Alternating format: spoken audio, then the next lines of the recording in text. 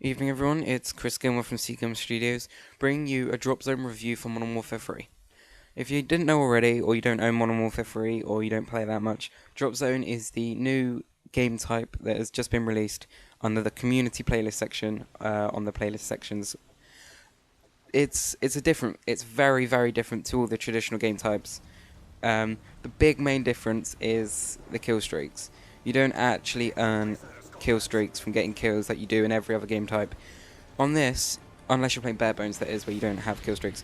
On this, the only way to earn the kill streaks is by getting into the drop zone and actually sitting in there and waiting for a care package. Because care packages are the only way you can get the kill streaks on this. They're the only kill streaks that are available, but you can get any kill streak in that care package. Right, so the main thing you have to do is you have to control this area. If you see now on the left or the right, now in front of me, there's this red smoke. That shows the drop zone, and your team have to sit in that drop zone and acquire points. See, I'm getting plus 20s now.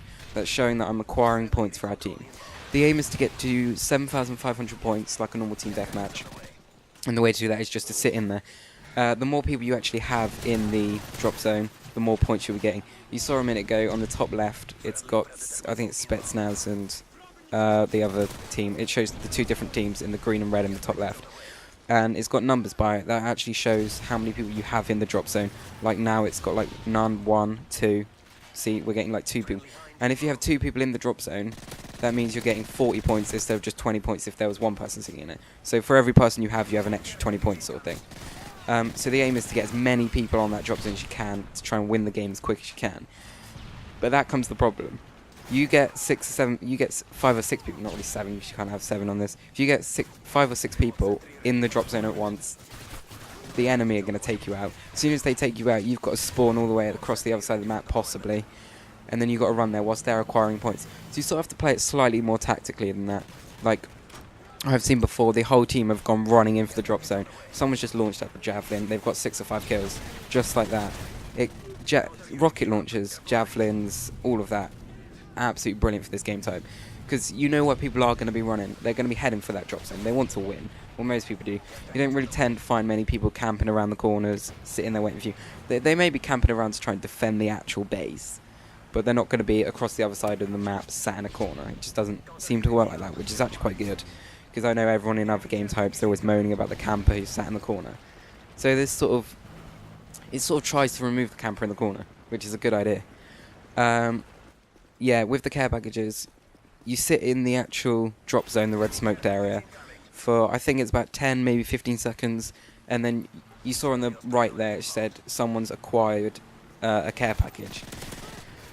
This is where problems start to arise for me in this game type. It's a brilliant game type, and it can be a lot of fun. It's not something you would do competitively, but the sort of main problem is, if your whole team sit in that area, and if you acquire that drop zone for a minute, because the drop zones last for a minute and then they change places. So if you hold that for a whole minute, you're going to be getting 4 or 5 care packages. And seeing as you can get anything in a care package, I've seen it happen before. People have had AC-130s, strafe runs, assault drones, all at the same time. It can become a nightmare. You'll see later on someone has the AC-130 and then a strafe run comes up, then another care package comes in, people are calling in UAVs, sentry guns everywhere. It can get absolutely manic. But I think that makes this game type. They've tried to make something a lot more crazy, a lot more active. But yeah, sometimes it can be overpowering. I find most of the time it's quite balanced, because you do always seem to have them people who, well, the games I've been anyway, someone's always trying to take down the air support. Which, if you're trying to party up in a team, make sure you've got at least 1, maybe 2 people doing that, because there can be a lot of air support at times. And even if one person's taking the air support, the other one with the rocket launcher can put it on the drop zone, and you will get kills with that.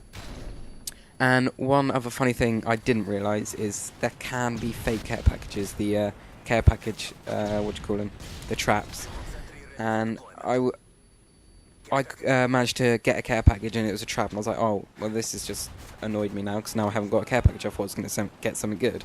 Walked away, turn around, 6-man feed with a fake care package. They all ran for it. They all thought it was an AC-130 because people have been calling them in all day.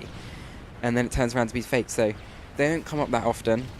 but definitely watch out for that. Make sure you got someone with sit rep on your team so they can call that out for you, because that can take out your entire team and then leave you open for the enemy to get on the drop zone and acquire loads of points. So that basically sums up this game type. You still have the perks as usual. You can still use whatever gun you want. With the guns, I definitely wouldn't advise using a sniper rifle. It's not because I would say it's too hard to quickscope, because quickscoping on Modern Warfare 3 in general is actually quite easy.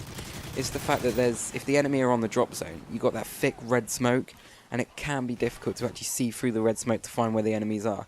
Even if I'm running through with an assault rifle or a submachine gun, or a shotgun or something, I can find it quite hard to actually spot the enemies, find out where they are.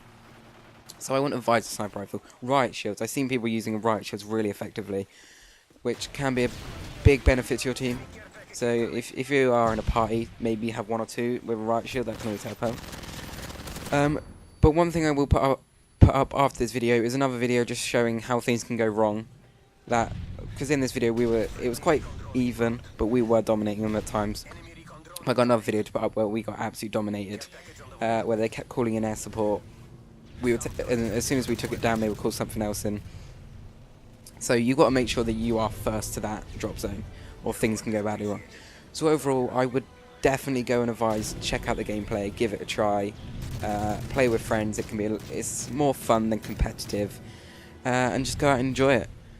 Don't forget to leave a comment below for what you want to see next. Maybe like the video, favourite it if you liked it that much, and subscribe to my channel for more videos. Modern Warfare 3, Skyrim, Battlefield 3, they'll all be coming up. I hope you enjoyed it. Thanks for watching.